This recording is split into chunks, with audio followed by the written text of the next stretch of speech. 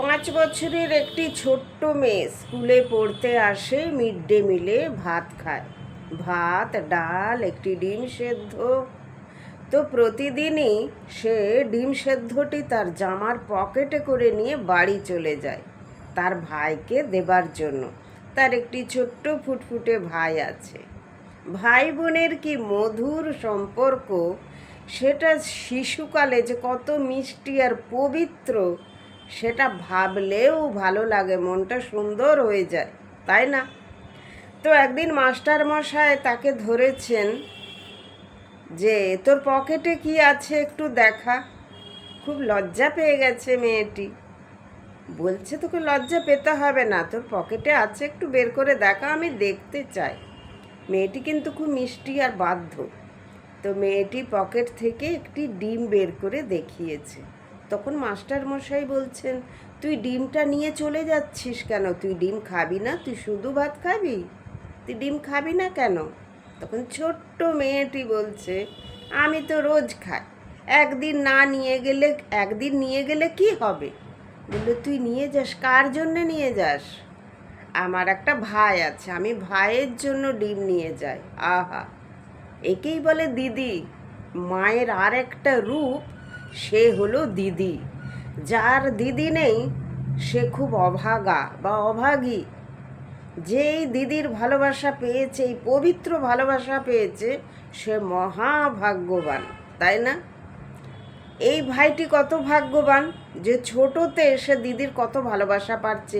ওইটুকু বয়সে তার কতটা কর্তব্য জ্ঞান যে আমি ডিমটা খাবো না, আমি নিয়ে যাব আমার ভাইকে দেব, তাই না? কি মধুর সম্পর্ক এই ভাই বোনের সম্পর্ক।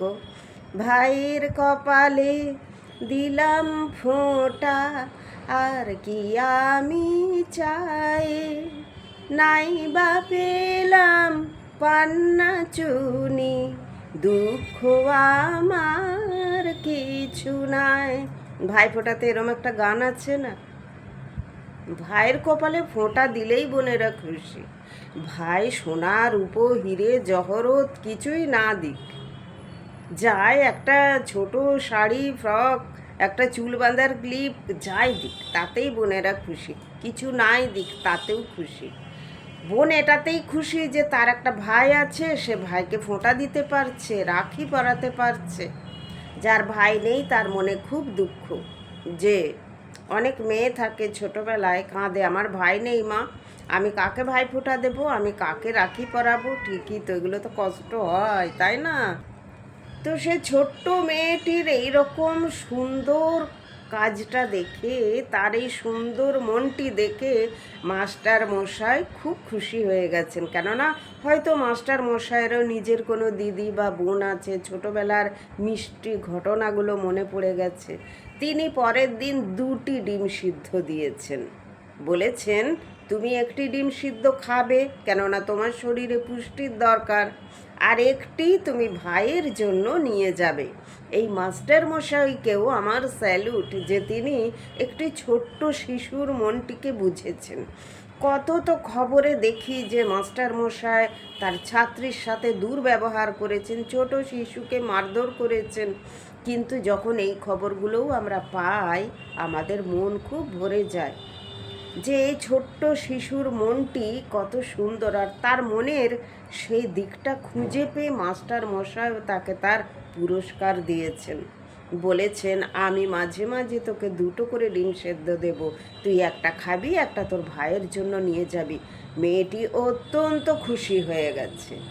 ছোট্ট মেয়ে একটা, 5-6 বছর বয়স। তখন থেকেই তার মধ্যে একটা মাতৃত্ব জ্ঞান, তার মধ্যে কর্তব্যবোধ, তার ভাইয়ের প্রতি একটা স্নেহ, একটা ভালোবাসা, একটা কর্তব্য, একটা দায়িত্ব থেকেই যায়।